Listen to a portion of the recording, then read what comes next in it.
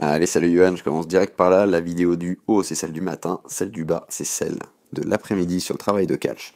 Ah, clairement, tu vois, je pense, la différence. Tu arrives à maîtriser ton catch en bas, alors que tu es en train d'inspirer. Donc après l'inspiration. Donc ça, franchement, c'est top. En avant de la ligne des épaules. La main est presque à la totale verticale de ton coude. Donc ça, c'est vraiment clairement un bon point. D'ailleurs, c'est ce que je t'ai mis en premier sur les appuis.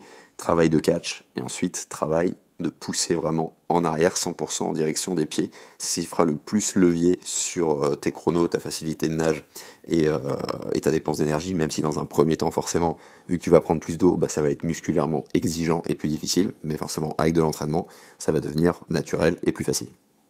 Donc je reviens sur la vidéo du matin, donc forcément tu as une bonne base en termes d'alignement, ça passe déjà sous la surface de l'eau, donc ça c'est top, même si je pense qu'il y a des choses à faire en termes d'horizontalité, il y a moyen que tes pieds soient plus hauts, plus proches de la surface. Bref, je continue sur ce point là par rapport au catch, par rapport à la fin de poussée, parce que ça s'oriente forcément un peu vers l'arrière, mais si je reviens un petit peu, je sais pas si tu as remarqué, mais regarde ce qui se passe, boum, on voit un peu de gerbe d'eau ici, tac, boum, on voit un peu aussi de gerbe d'eau là, ici, même si c'est léger. Mais l'idée, c'est de dépenser de l'énergie en poussant 100% vers l'arrière, parce que sinon, tu vois, là on le voit, hop, encore plus. Sinon, forcément, tu dépenses de l'énergie inutilement, vu que tes appuis, ils servent pas à pousser 100% en direction des pieds pour avancer action-réaction vers l'avant. Donc on va chercher vraiment ici à terminer le bras au niveau du corps, donc là tu y es ou tu y es presque, et la main, vraiment la paume de main au niveau de la cuisse. Déjà rien que de faire ça, de bloquer un petit peu, ça va t'aider à créer vraiment ce quadrillage, ok, qui est l'avant par ici, l'arrière par ici, ça paraît un peu bête dit comme ça, mais c'est comme ça que ça va te permettre de mieux te représenter ton corps dans l'espace, donc dans l'eau. Et chose supplémentaire, le fait de bloquer un petit peu ou de ralentir vraiment quand tu mets la main à la cuisse, ça va te permettre aussi de mieux gérer encore ce retour arrière qui est vachement bien fait vers l'avant. Tu vois, là, si à chaque fois, regarde aussi bien sur ce bras-là que sur l'autre bras. Là, même si tu pousses un petit peu en dehors de l'eau, donc un petit peu vers le haut et un petit peu de l'autre côté, vu qu'il y a des gerbes d'eau qui partent, et ben tout de suite, tu arrives à te reprendre. Et boum, là, c'est le coude qui ramène ta main et ta main est bien lâchée vers l'avant. Donc ça, c'est un bon point, ce point de retour aérien vers l'avant. Donc là-dessus, tu te prends pas la tête, mais vraiment en associant ces appuis, ce qui se passe sous l'eau avec ce que tu arrives à faire au-dessus de l'eau, tu vas voir, même si je vais revenir sur ce point d'entrée de bras, là, ici, il n'y aurait que ça à faire sur la fin, sur la fin du retour aérien, tu vas voir que ça devrait se construire franchement assez rapidement à mon sens. Donc deuxième point, on cherche à remonter les pieds et les talons encore plus proches de la surface, d'accord, pour baisser encore plus les freins. Bah, ça va être t'immerger encore plus entre guillemets, ça veut dire à 100% du temps. À certains moments, il y a le bonnet qui est un tout petit peu au-dessus de l'eau, et je pense que toi, tu as besoin de passer entièrement sous la surface de l'eau pour que ça soit encore plus horizontal, qu'il y ait encore moins de freins, en tout cas en bassin.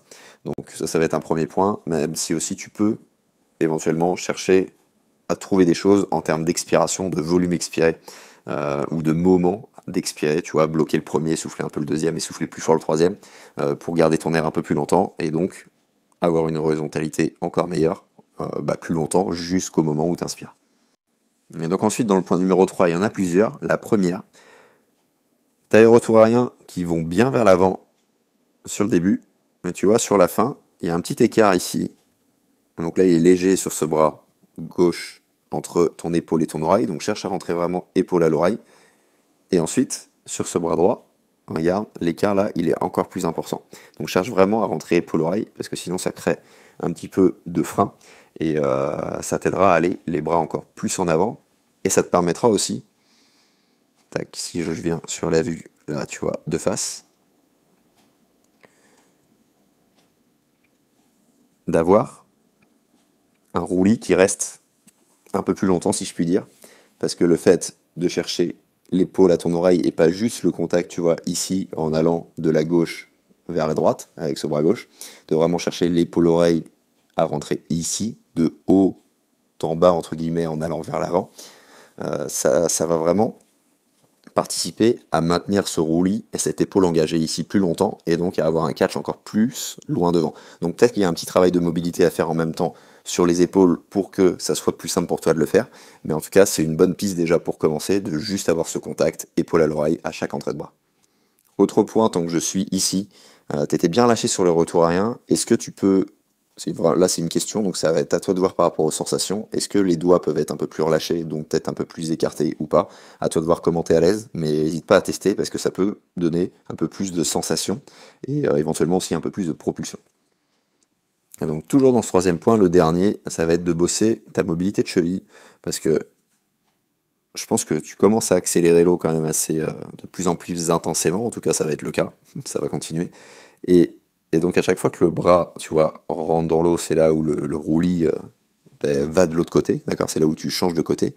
Donc en regardant, tu vois ici, je sens pas ce pied, cette pointe de pied, cette jambe en rotation interne, donc les deux pointes de pied l'une vers l'autre, et cette mobilité de cheville, tu vois, on va dire en hyper extension, au moment où tu appuies fortement vers le bas, pour justement que ça se transmette ici, que ça se transmette ici, et que ça bascule ensuite de l'autre côté. Donc il y a peut-être des choses aussi à trouver là-dessus. Donc ça, tout ce travail de mobilité se fait en bord de l'eau, ce travail de rotation interne de la jambe avec les pointes de pied l'une vers l'autre peuvent se faire tout simplement dès la glissée où tu mets les pointes de pied en contact l'une avec l'autre.